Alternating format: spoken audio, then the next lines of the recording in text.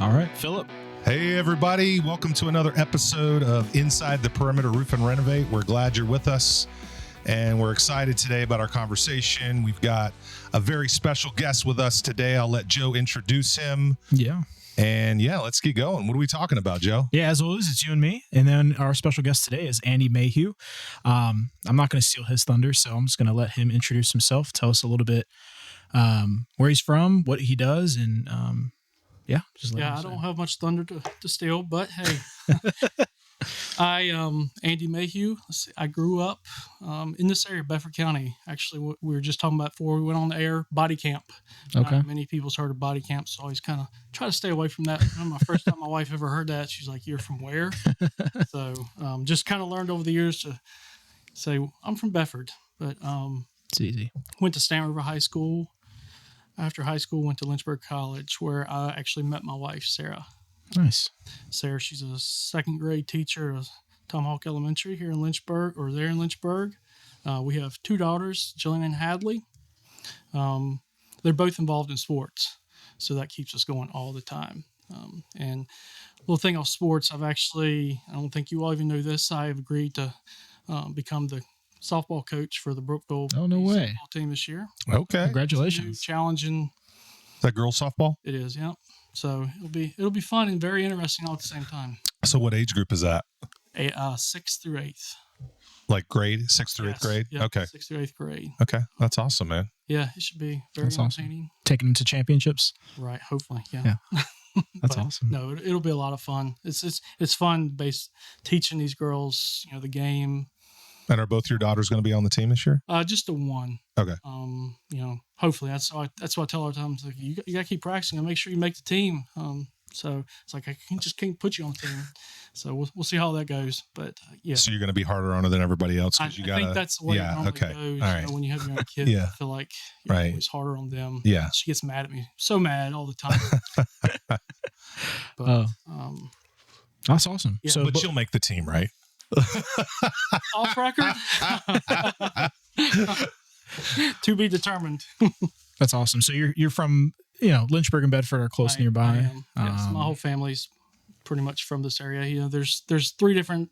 There's Mayhew in Bedford County, but there's none of us are related. It's three different sets. So that's right. Any given time, someone may come up and say, "Hey, are you related to who?" I was like, I just did that. I don't know. Yeah. Actually, I just did that this week. Yeah. So, now, are there two sets of Mayhews? I think there's like three. Three? And are you the good Mayhew? It depends on what day you have. Okay. I got you. Okay. Yeah. Cool. So what about your dad? Like, he was in construction, right? He's actually a retired police officer. Okay. And again, my whole family, he's one of 11 brothers and sisters. Whoa. Okay. Yeah. So what's his lineup? Is he in the middle? He's actually the baby. The baby of the family. Okay. So, he's his brothers, and they've always built houses through the years, always been in construction. So he's always done it on the side. After he retired, he kind of got a little more heavily involved in it, but it's always something. So his full-time gig, he was a police officer, but then he did construction throughout. Yep. Okay. Yeah. What did he do? Did he build houses? Yes. Yep. He built some houses, did a lot of renovations. Okay. So was that your first, is that how you learned and how you got into construction was just through that? Pretty much by default, I think. After college, I went through the management trainee program through Ferguson right after college and never really had a desire to get in construction till about 2012. I guess finally decided it was, maybe something I'd like to explore. So you gave into your calling? Yep. And then here we are. Yeah. Today. So what happened? What have you been doing since 2012? I had my own business for, was it now? It's about 14 years. It flies by. Wow. Okay. It was a remodeling construction business. We focused mainly on additions, decks, basements, kitchens, kind of a lot of the similar things that Alec, who was on our last podcast, up his well. Is helping, yeah. Well, yep. So, yeah. A lot of overlap there. Yeah, a lot of overlap. So it brings, a lot of, I feel like, good experience, knowledge to perimeter. Yeah, easy to slot in and jump in a conversation. And which we work great together. So. Yeah, that's awesome. So how did you and Philip first meet? So So If yeah, you I mean, you remember. want to share that? Like, I mean, so we had a storm, a hailstorm back in 2016 in the Lynchburg Forest area. Yep. And Andy was on the staff at a church here in the Forest area. Yeah, it was Timberlake United Methodist Church. Yep. And pretty. They've got a pretty big roof. Yeah. And I went and basically just called on them, inspected the roof, found hail all over it. And I said, hey, I think I can help you guys maybe work with insurance to get this roof replaced. And I think Andy admitted to me after that he was a skeptic. Yes, He thought I was pulling their leg a little bit. Yeah. And but we had great success, working with insurance and helping homeowners get their roof replaced that had been damaged by hail or wind. Yeah. Wow. And we got the whole thing approved. And Andy was the one who was tasked with, working with me directly and being that liaison for the church. Yep. And that's how we got to know each other. That was back in 2017. Yeah. Mm-hmm. Somewhere around then. Yeah. So what's crazy is we didn't talk, I don't think, one time after that project. That project went well, didn't it? It did. It went great. It Very smooth. Went well. We got the whole roof replaced. Everything's going great. I think it looks beautiful. Oh, it does. Yeah. And so we didn't really connect after that. I guess it was 8 years later. Mm-hmm. This is kind of a crazy story. Okay. So my wife and I had just gotten back from a trip in Puerto Rico, I think, this year. And you know what? This is the wrong trip. We were on a different trip. So we get back from a trip, and I remember that a couple things didn't go well on a particular job. And I remember telling my wife, we need somebody who's got more experience, who can come in and help us fix this gap in the company. Yeah. And I remember we basically prayed about it. I was like, hey, let's just ask the Lord right now. Hey, will you bring somebody? The Bible says you have not because you ask not. So we went for it. And 5 minutes later, I'm sitting in my lazy boy in my living room, and Andy Mayhew texts me out of the blue. Mm-hmm. And says, hey, I heard you're looking for somebody to do XYZ. And I was like, how would he know this? It'd been impossible for him. Yeah. That's amazing. I didn't advertise it. We had just talked about it. And so we ended up getting on the phone that day, and we talked for about an hour. Yeah. Wow. I remember exactly where I was in customer's backyard, just pacing back and forth, just talking. Yeah. So, I was pacing on the front porch. Yeah. And so we had this conversation, and I was like, this is insane. Mm-hmm. Wow. And that's how we connected. Like, it was a total God connection. It's definitely God's timing on that one. Wow. And so, tell us a little bit, because I know, Andy, you shared with me, you had been running your own business for almost 10 years, and, you stuck it out even when it got hard towards the end. I know that there were challenges that you had. You told me that, you had been, just kind of feeling the weight of running a business on your own and just wearing a lot of hats. Right. And you had been praying about what does it look like to transition, but because you're such a loyal person, yeah. I remember you had said you just kept sticking it out. You didn't, you wanted to be faithful with what you had, but those last couple of years were really tough for you. Yeah, it was. And a lot of it started with COVID. As you know, COVID kind of threw a wrench in a lot of things. Material pricing, it was just a thing we were not used to. No one was used to it. So, it sucked the joy out of everything. It did. It really and truly did. But I mean, again, there's a lot of great memories our family's made, the kids being at home during that time, but it did change things. And I think my calling I had this conversation with Philip and Patricia this morning, I did not realize how invested I was and how out of check I was with my family until I actually went to work for Perimeter. I knew I needed to make a change, but we were at a C12 meeting, and all of a sudden, I can't remember the activity we were doing, but as soon as we got done, it just, all these emotions hit me, and I broke down. I'm not the type of person that's necessarily going to break down all the time, but I just couldn't control it. Wow.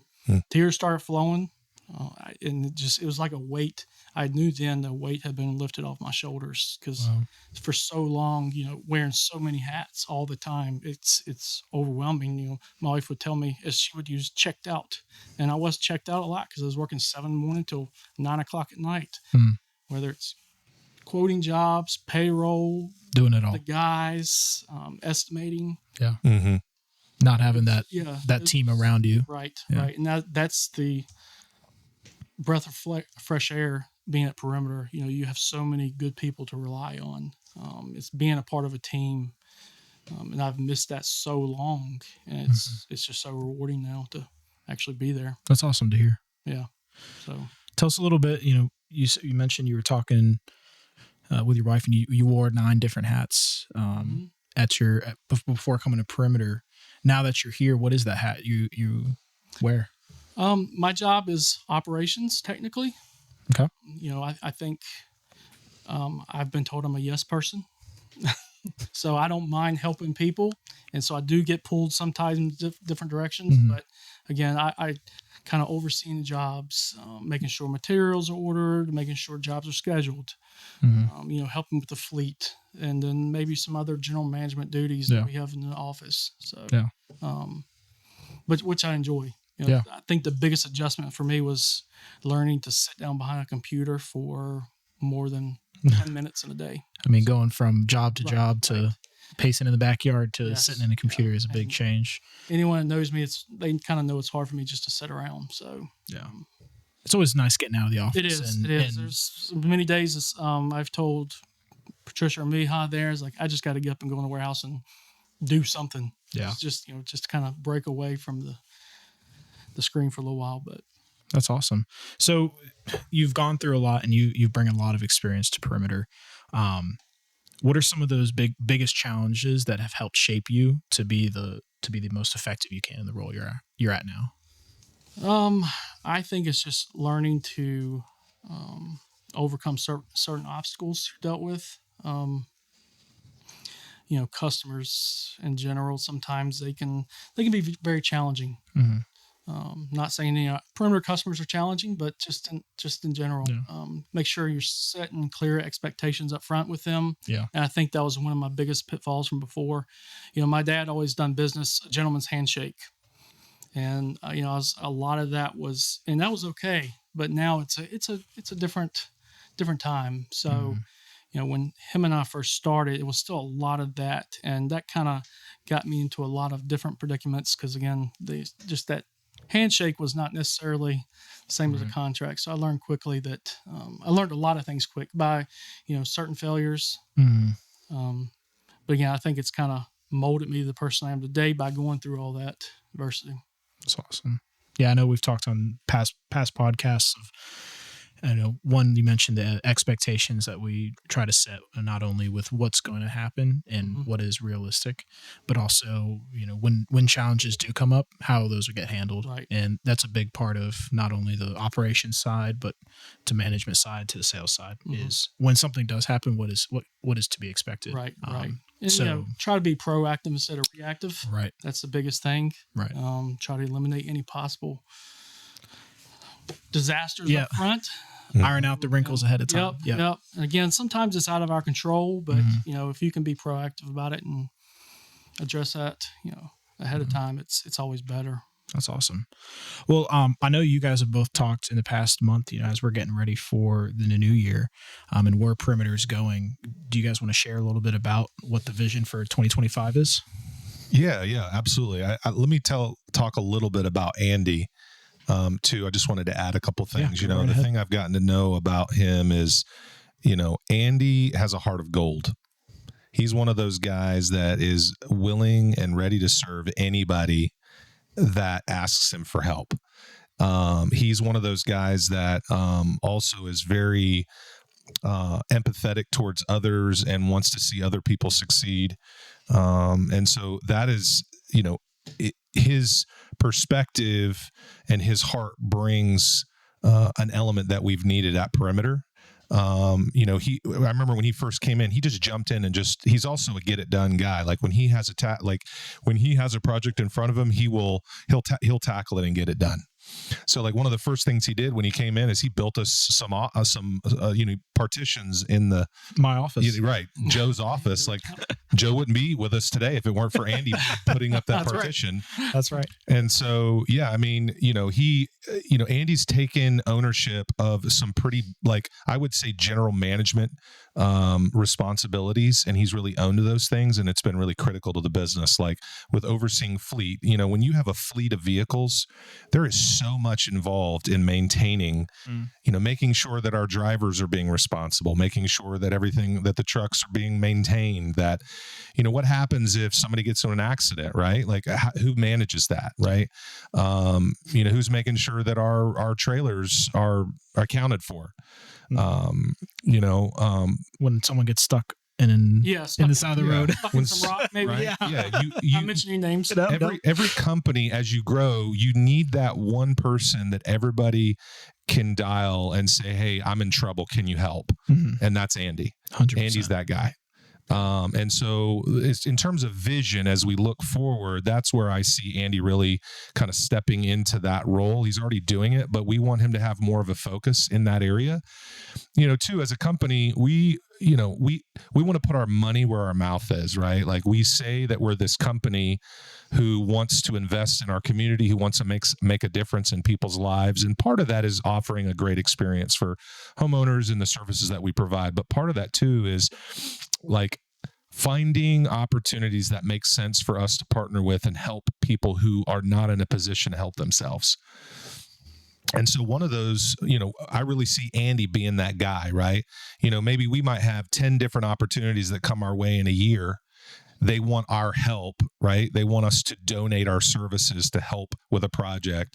We can't maybe help all of those people, but I see Andy being that guy to kind of take the lead, to work with those folks, to work with our vendors, to see those projects, really, take off and see those things fulfilled, but do it with excellence. Because one of the things that we've recognized is, we're all busy, right? Like we're busy serving our customers.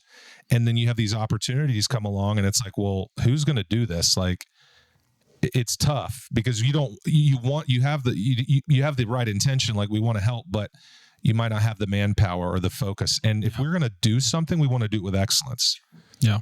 So I see Andy really taking that piece of it. And like, he's the guy, he's the community service manager who's going to make sure that, somebody's on it, so that when we're done with that project, those people can say, "Hey, I had a great experience." Yeah. And so, I think that there's a lot there, and we're excited. I think Andy has done a good job at stepping in and helping us come up with some systems and processes for operations. And I think that we have a couple of open spots right now that we're looking, for some new team members as we grow and as we expand. But I think we're moving in a great direction. I think everybody that I've talked to has told me, and I've heard it recently, hey, I think we got all the right people to do some really great work next year. Yeah. We've got a lot of great people in the right seats, and we got a lot of experienced folks, and it's exciting to know that we could make a huge impact next year, bigger than we ever have. Right. Yeah. And it's tough sometimes to always find those people. And I feel like we've really been fortunate to get those people in place, especially when, we talk about the growth in the future, what we want to do. Yeah, it helps having, I know me being newer to the industry, seeing folks come in like yourself and Alec, and everybody that has come on recently with all this experience to not only help guide us and get us to where we want to be, but help invest and give that knowledge and donate that knowledge to the others like myself that don't know, you just don't know what you don't know. Right. Yeah. It's very, very valuable and very beneficial. And I'm very grateful for that. Yeah. And I'm fortunate enough to have, my father to kind of guide me through the years and teach me all this stuff. So if not, if I didn't have that, I don't know where I'd be sitting today. So that's awesome. As far as like maybe beyond bigger vision, we've talked through some ideas, and we are by faith kind of taking some steps towards expanding our services.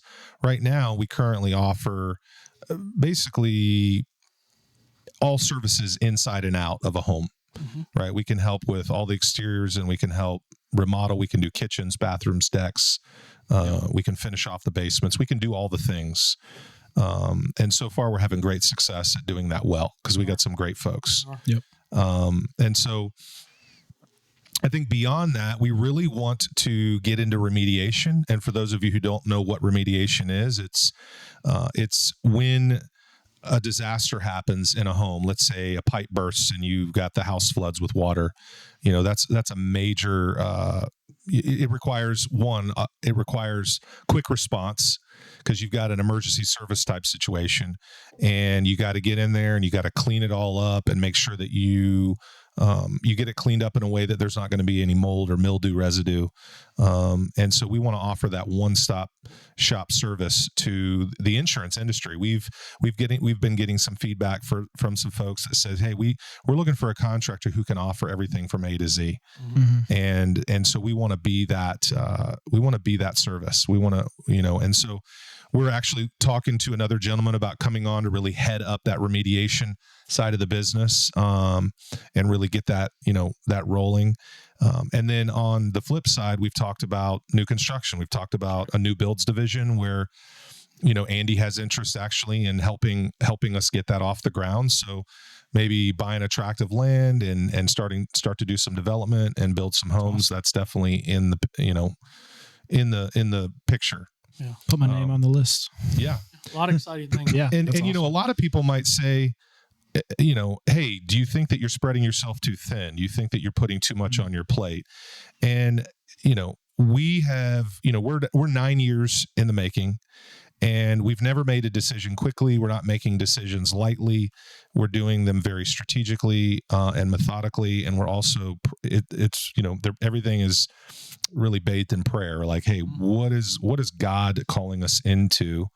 And it's just kind of following his leading. Yeah. And one of the things that's really beautiful is all the things that we do complement each other really well. All those things I just mentioned are going to really, it's going to optimize overhead, right? Because every company has overhead. But if you have a way to create collaboration and synergy between all of the things that you're doing so that you can share overhead and resources, it makes a lot of sense. It helps you become more profitable, and it helps you stay sharp on all the services that you're offering. And I think that,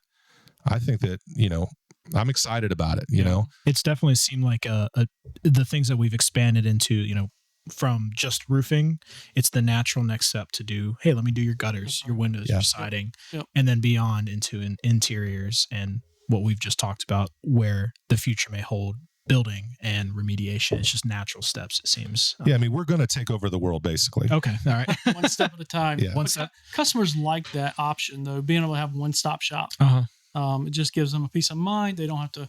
They're not dealing they know with who we are. Mm-hmm. They're not having to worry about reach out to other contractors. So it gives them that peace of one mind. point of contact. Yep, and exactly. Yeah. So that I've gotten a lot of feedback where, you mentioned insurance companies and different folks where they're like, I don't want to have to deal with 5 different people for 5 different things. Yeah. One, it takes up way longer because you have to deal with them and line up all your projects. When you call someone like us, right. We're there. We can get this, boom, boom, boom, and you're done. We handled it all for you right there. That's exactly right. Yeah, and I think one of the pain points I'm hearing in the industry is if you have a disaster at the home and you have to call a company, a remediation company, to come in and basically gut all the damage, then there's this huge gap or delay in having a company come in and actually put it all back together again. Yeah. And so homeowners are sort of put out, if you will, and they're experiencing a lot of inconvenience because there's just a lot of delay. Mm-hmm. So, if a customer chooses to use us to do the remediation, we're going to naturally be able to do all the remodeling. Yeah. And so it's just going to be a better experience for folks. That's awesome. Yeah. I think, we kind of had an idea of what we want to talk about today. We've touched on so much more than I expected. Couple things that you mentioned that I wanted to touch on was, how we got to this point, not necessarily the conversation, but doing these podcasts. Can you share with our listeners how Perimeter's podcast came about and what led us to this point? Yeah. I mean, there's 2 words. Woody Watts. Man in the chair. So, yeah, I mean, so my background is actually marketing, advertising, and sales. I went to, graduated from Liberty.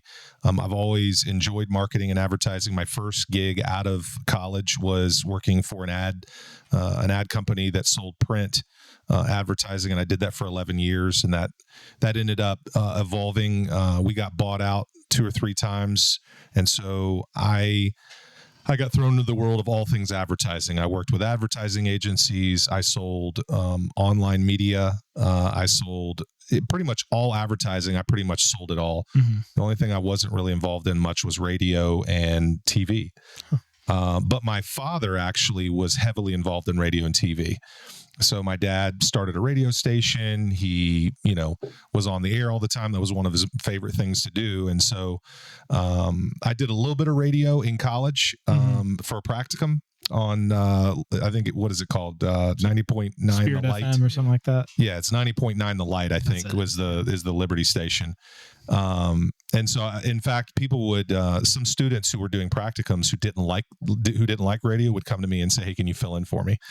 And so yeah, I think I've always had a bend and I've always enjoyed it. So it's kind of cool that I'm doing this now because this is what my dad did. Mm-hmm. Yeah. You have a voice for it too. I feel that's what people say, it's natural. That radio voice, just captivating. Yeah. Well, as you know, no matter how much soundproofing we put in our office, people can hear my voice from a mile away.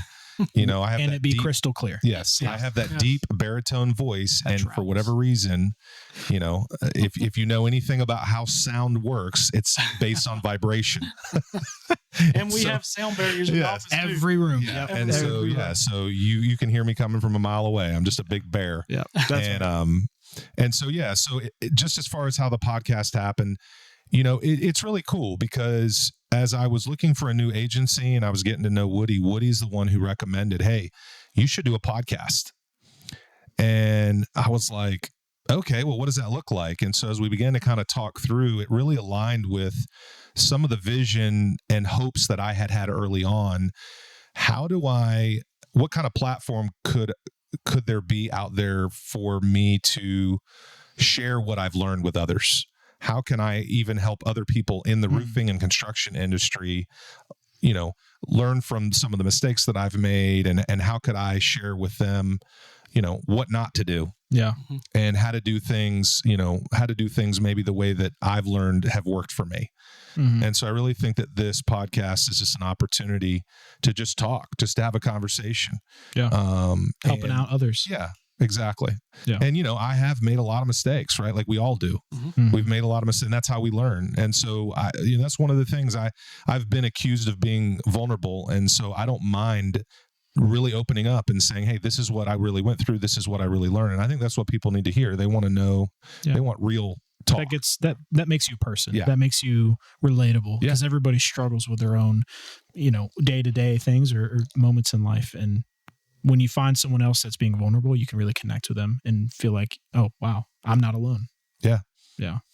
So that's what people can expect in 2025. That's awesome. The spicy good stuff, all the stuff behind the scenes, So you want to share who's going to be coming on next year? You have any special guests in mind? So, I thought about, Donald Trump, but I don't know if he would take my, I just would like to hear what he has to say about small business. I've heard that he's pro small business. So if he wants to come on, come on down. Send him a letter. Yeah. Why not?